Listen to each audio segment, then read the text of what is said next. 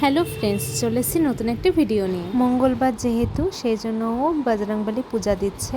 কালকে ওকে রাত্রেবেলা যে বজরংবলী দিয়েছিলাম, ওটা আসন পেতে বসিয়ে নিয়ে তারপরে ও পূজা করে তারপরে অফিসের জন্য ও বেরিয়ে গেল। ও বেরিয়ে যাওয়ার পর তারপর আমিও বেরিয়ে গেলাম। আমি পুজো দিতে যাব কালী মন্দিরে। প্রতি বছরই আমি ওর জন্মদিনে কালী মন্দিরে পুজো দিতে যাই। এদিকে আমি রেডি হচ্ছিলাম। ফার্স্টে ময়শ্চারাইজার সানস্ক্রিন লাগিয়ে নিয়ে এই টিন্টেড ময়শ্চারাইজারটা আমি লাগিয়ে নিয়েছি। ছোট কন্টেনারের ভিতরে যেটা তোমরা দেখছো, ওটা হচ্ছে টিন্টেড ময়শ্চারাইজার। এটা হচ্ছে নাইকা থেকে আমি গিফট পেয়েছিলাম একবার, কিন্তু এবার ভাবছি এটার বড়টা আমি এবার কিনে নিব। যাই হোক, ফটাফট করে রেডি হই আমি এবার বেরিয়ে পড়লাম। আমি গিয়েছিলাম শিলিগুড়ির কোটমোড়ে মায়ের ইচ্ছা কালী মন্দিরে। ওখানে গিয়ে মন ভরে পুজো দিয়ে আসলাম।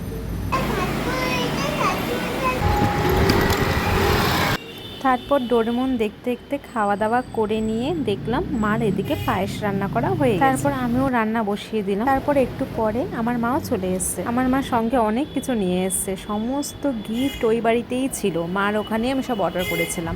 সমস্ত গিফট নিয়ে মা চলে এসেছে। এদিকে আমার ভেজ ডাল পনির দুটোই রান্না করা হয়ে গেছে, আর মা ওদিকে কাঁকরোল ভাজছিল আর শুক্তোটা করেছিল। আজকে না প্রচন্ড গরম পড়েছিল। একটু পরে দেখি আকাশ পুরো কালো হয়ে এসছে, আবার একটু বৃষ্টিও হয়েছে। সমস্ত গিফটগুলো আমি র্যাপ করে এসেছিলাম বাড়িতে যখন গেছিলাম। তারপর খাওয়া দাওয়া করতে বসে গেলাম। খাওয়া দাওয়া করে নিয়ে একটু শুভ, তারপর ঘুম থেকে উঠে সমস্ত ডেকোরেশন স্টার্ট করব। বিকালবেলা আমরা সবাই মিলে চা খেতে খেতে টিভি দেখছিলাম। ওর 7টার দিকে আমি ডেকোরেশন করা স্টার্ট করলাম। এখানে সৈকতকে ফোন করে নিয়েছিলাম যে ওর কতক্ষণ সময় লাগবে। ও বললো আস্তে আস্তে ওর 9টা বেজে যাবে। যাই হোক, আমি অনেকটা সময় পেলাম। এই যে ডেকোরেশন স্টার্ট করে দিলাম। কেমন হলো ডেকোরেশনটা অবশ্যই কিন্তু কমেন্টে কিন্তু জানিও তোমরা। যতগুলো গিফট ছিল সমস্ত কিছু আমি একের পর এক সাজিয়ে দিয়েছি। ভেবেছিলাম ক্যান্ডেলটা অর্ডার করব, কিন্তু অর্ডার করলে সময় মতন এসে পৌঁছায়নি, সেজন্য গিফট দিয়ে আমার সাজাতে হলো। এদিকে আমিও রেডি হয়ে গেছি আর দুই মাও রেডি হয়ে গেছে। তারপর ও চলে আসলো জিম থেকে, বার্থডে বয় বলে কথা।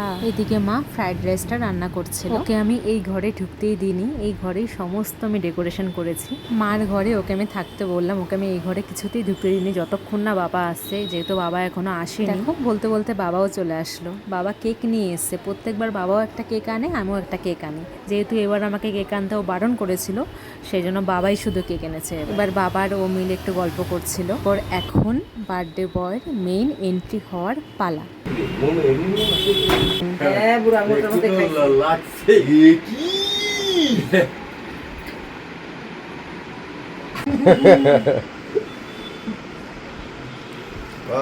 ও সারপ্রাইজটা দেখে জাস্ট অবাক হয়ে গেছে, যেটাকে আমি ওর ভাষায় বলি ও ফা হয়ে গেছে। Happy birthday to you. তারপর পায়েস খেয়ে কেক কাটিং করে এখন গিফট আনর্যাপিং চলছে। তারপর একটা গিফট খুলে তো ছেলে সেই খুশি। এই করতে করতে অনেকটা রাত হয়ে গেছিল। বাবা মা আবার ফেরত চলে যাবে, এই জন্য তাড়াতাড়ি করে খাওয়া দাওয়া করে নিয়ে বাবা মার জন্য আমরা র্যাপিডো করে দিলাম। চলো, ভিডিওটা আমি এখানে শেষ করছি। তোমাদের ভিডিওটা দেখে কেমন লাগলো অবশ্যই কিন্তু কমেন্টে জানিও, আর যদি ভালো লাগে অবশ্যই লাইক কমেন্ট এন্ড শেয়ার করে দিও। চলো টাটা, বাই।